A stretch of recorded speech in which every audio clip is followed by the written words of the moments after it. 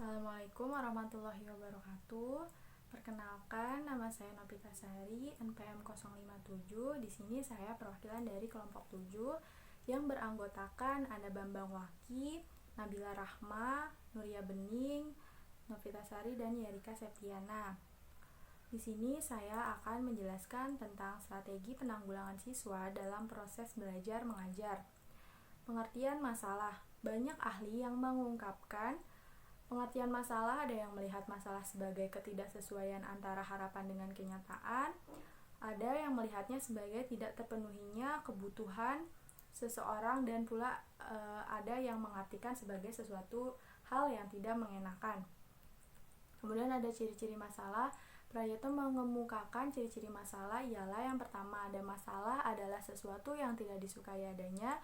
Yang kedua, menimbulkan kesulitan bagi diri sendiri dan orang lain. Yang ketiga, ingin atau perlu dihilangkan. Jenis-jenis masalah. Jenis-jenis masalah yang dihadapi oleh siswa biasanya beraneka ragam.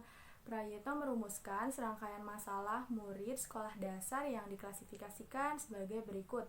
Yang pertama, ada masalah perkembangan jasmani dan kesehatan. Yang kedua, masalah keluarga dan rumah tangga. Yang ketiga, masalah psikologis. Yang keempat, masalah sosial. Yang kelima, masalah kesulitan dalam belajar. Yang keenam, masalah motivasi dan pendidikan pada umumnya. Lalu ada masalah-masalah yang sering dihadapi siswa dalam proses belajar mengajar. Yang pertama, ada anak yang sulit memahami. Solusinya adalah membuat dan membangun anak untuk biasa hidup disiplin dan mandiri. Maka harus dimulai dari lingkungan keluarga secara khusus dan lingkungan sekitarnya secara umum. Jika dari lingkungan pendidikan anak itu diberikan pengulangan kepada materi yang belum dia pahami, atau anak itu diberi penjelasan pelan-pelan sehingga anak itu bisa paham terhadap apa yang belum dipahaminya. Kemudian ada anak yang bodoh. Solusinya adalah selalu memberikan perhatian yang lebih kepada anak yang bodoh, memberikan saran, motivasi, dan selalu memberikan cara yang mudah dalam belajar agar mudah dipahami dan memberikan cara yang terbaik sesuai dengan kemampuan anak itu sendiri. Kemudian ada anak yang nakal. Solusinya adalah pada dasarnya anak semacam ini kurang terkontrol baik dari lingkungan mereka atau dari tempat mereka belajar. Anak yang nakal itu bisa diakibatkan dari kurangnya seseorang guru melihat dan mengamati karakter anak dan sifat anak itu sendiri. Pada dasarnya apabila anak itu sudah didekati, maka anak itu akan menurut dan patuh. Anak yang pemalu, solusinya adalah tidak segampang itu kita merubahnya. Ini perlu perlahan-lahan. Anak semacam ini kita ajak belajar di ruang terbuka dan kemudian dia bisa bertanya dengan leluasa, karena bebas bisa saja apa yang ditanyakan itu biasa-biasa saja. Tetapi lewat itu kita bisa melatih anak itu untuk bertanya supaya tidak malu, dan hal tersebut perlu dilakukan berulang-ulang sampai anak itu percaya diri. Lalu ada anak yang malas. Solusinya, anak seperti ini jangan dibiarkan terlalu bebas dan jangan dibiarkan bermalas-malasan. Biasanya anak yang malas tidak tahu apa yang harus dikerjakan, sehingga apa yang harus dikerjakan dia lalai dan lupa akan kewajibannya. Kita bisa merubahnya dengan sebuah tindakan, dengan memberikan sebuah stimulus, yaitu rangsangan, sehingga anak itu bisa terpacu, dan nasihat yang bersifat mendidik. Kemudian kurang motivasi dalam belajar. Solusinya adalah anak yang kurang termotivasi selama belajar, pada awalnya kita harus memberikan perlakuan yang khusus. Kemudian ada sulit memperhatikan. Solusinya adalah anak harus diberikan semacam rangsangan terlebih dahulu supaya bagaimana anak itu senang dulu dan membangkitkan rasa keingintahuannya, sehingga anak pada akhirnya mempraktikkan, karena guru memberikan metode belajar dengan cara menarik dan membangkitkan rasa ingin tahu anak. Kemudian daya ingat yang lemah. Solusinya adalah ingatan yang lemah seringkali ditinjau dari faktor keturunan, dan ingatan yang lemah biasanya kurangnya mengulang apa yang dipelajari dan biasanya tidak membiasakan diri. Kemudian berpikir lambat. Solusinya yaitu melatih otak untuk terus-menerus untuk berpikir cepat dan menghafal cepat. Kalau sudah terbiasa, maka kebiasaan berpikir lambat akan hilang perlahan-lahan. Intinya kita harus banyak menggali potensi otak selama ini yang kita miliki, yaitu meninggalkan hal-hal yang lambat kita lakukan, maka kita lakukan dengan cepat dan bertata.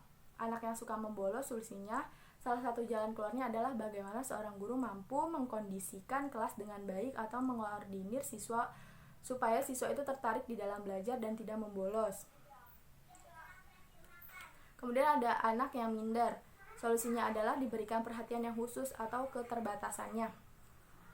Atas keterbatasannya harus diperhatikan dengan lebih dan diberikan support yang penuh, diberikan semacam tugas yang agak bisa dikerjakan sesuai dengan kemampuan yang dimiliki, dan membentuk pendekatan terhadap anak. Kemudian anak yang suka tidur di setiap jam pelajaran, solusinya adalah bagi seorang guru apabila ada anak yang tidur terutama pada saat jam-jam terakhir, maka seorang guru harus bisa membangunkan anak dengan cara yang jitu, yaitu pintar membuat suasana jadi ceria, yaitu dengan cara guru harus pandai membuat gurauan yang bisa membuat anak itu jadi tertawa.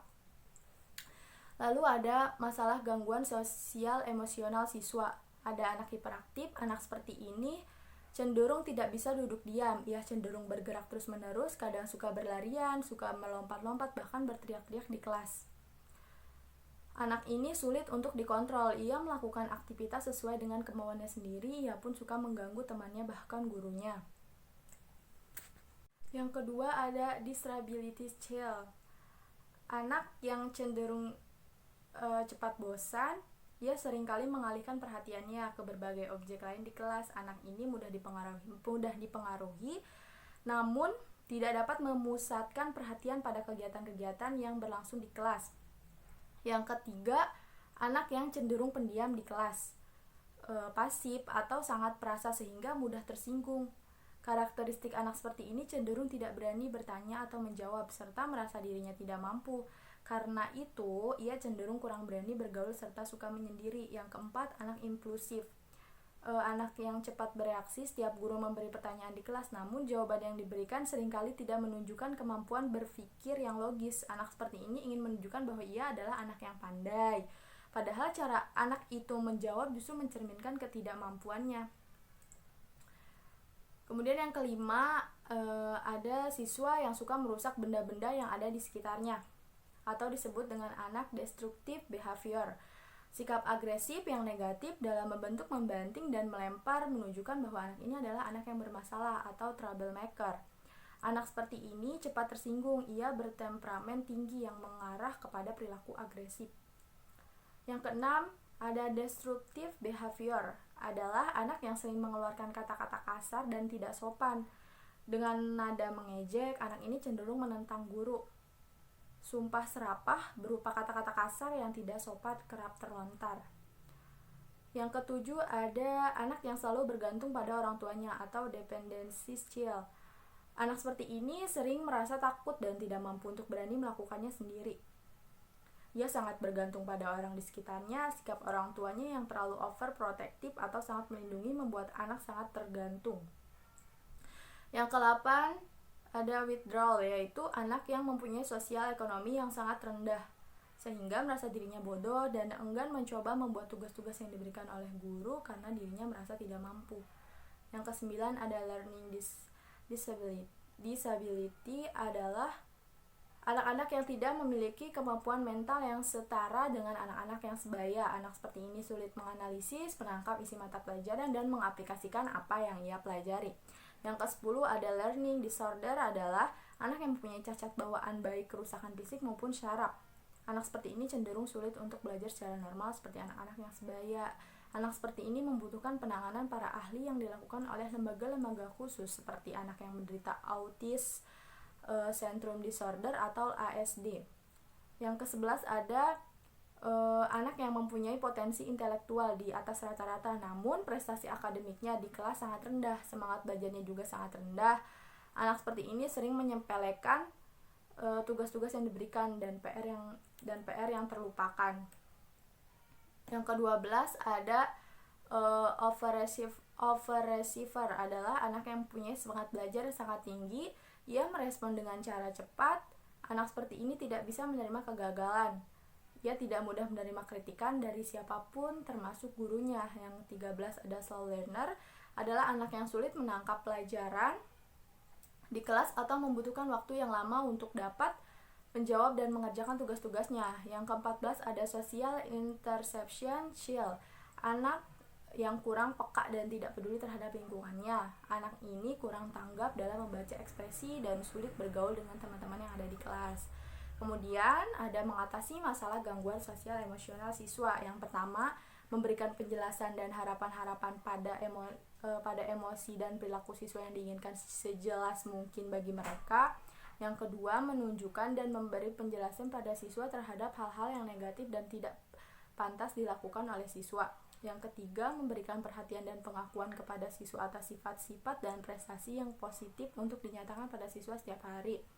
Yang keempat, memberikan contoh sikap, kebiasaan, kerja, dan hubungan interaksi dan komunikasi yang positif. Yang kelima, selalu memberikan motivasi kepada siswa dalam setiap kegiatan belajar mengajar. Yang keenam, mempersiapkan pola pengajaran dan memberikan kurikulum yang tersusun dengan baik dan cara penyampaian yang efektif, kreatif yang dapat menjadikan siswa aktif. Yang ketujuh, memberikan bimbingan belajar khusus pada siswa yang memang memerlukan. Kemudian ada tujuan bimbingan belajar. Yang pertama ada pengembangan sikap dan kebiasaan yang baik, terutama dalam mengerjakan tugas, dalam keterampilan, serta dalam bersikap terhadap guru. Yang kedua, menumbuhkan disiplin belajar dan terlatih, baik secara mandiri ataupun kelompok.